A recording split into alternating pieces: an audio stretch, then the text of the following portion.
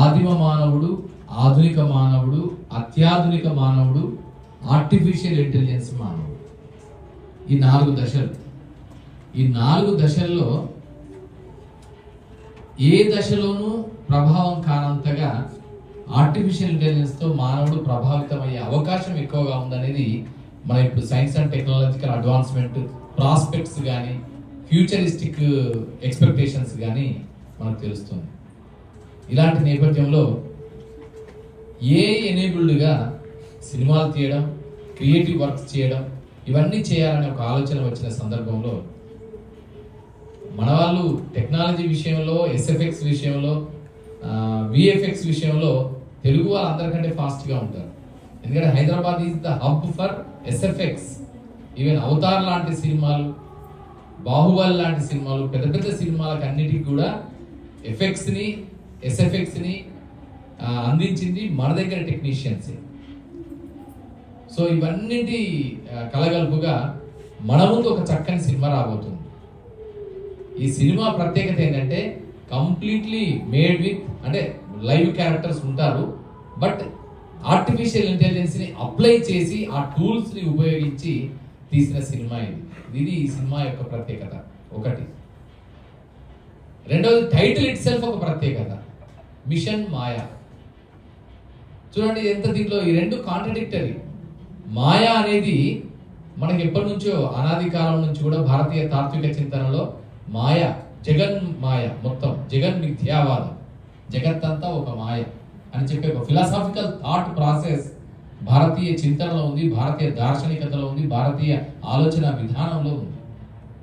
So అలాంటిది అది ఆ మాయ. అదేదో మాయ, ఏదో తెలియంది, లోకానికి అందనిది, మిస్టరీ, ఛేదించలేనిది, అర్థం కానిది, మానవ జ్ఞానేంద్రియాలకి అందనిది, అతీంద్రియాలు కూడా చెందనిది, పొందనిది, దాన్ని డిఫైన్ చేయలేని దాన్ని మాయ అంటారు. మరి అలాంటి మాయని వెతుక్కోవడం, అన్వేషించడం, కనుక్కోవడం, ఒక లక్ష్యంగా పెట్టుకోవడం మిషన్ మాయ. సో అలాంటి ఒక మిషన్ మాయ అనే ఒక టైటిల్ కూడా ఆసక్తికరమైన టైటిల్. మూడో విశేషం ఏంటంటే ఈ సినిమాలో ఇదంతా ఐఫోన్తో చిత్రీకరించారు.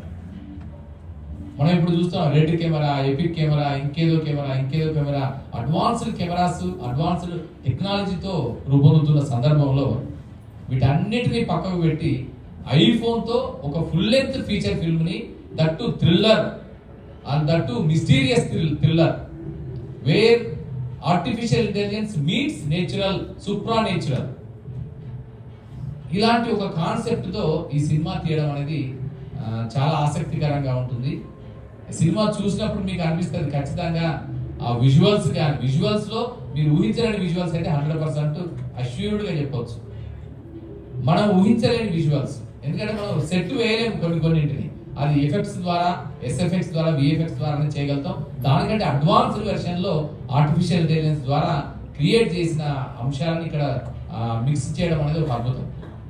అందుకే ఈ సినిమా క్రియేటివిటీకి, కంప్యూటర్ నాలెడ్జ్కు, ఆర్టిఫిషియల్ ఇంటెలిజెన్స్కు వచ్చినటువంటి ఒక అద్భుతమైన ప్రొడక్ట్.